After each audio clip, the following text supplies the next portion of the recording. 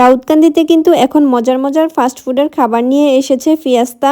বিকালে যেহেতু আমাদের কম বেশ সবারই খিদা লাগে, তাই চলে গিয়েছি ফিয়াস্তাতে। আসসালামু আলাইকুম, সবার কি অবস্থা? আপনারা সবাই কেমন আছেন? আপনাদের দোয়ায় আলহামদুলিল্লাহ আমি অনেক ভালো আছি। বিকালে যেহেতু আমাদের কম বেশ সবারই খিদা লাগে, তাই রেডি সেডি হয়ে চলে যাচ্ছি ফিয়াস্তাতে। আর ফিয়াস্তা দোকানের ফাস্ট ফুডের খাবারগুলো কেমন সেটাই আজকে আমি আপনাদের সাথে শেয়ার করব।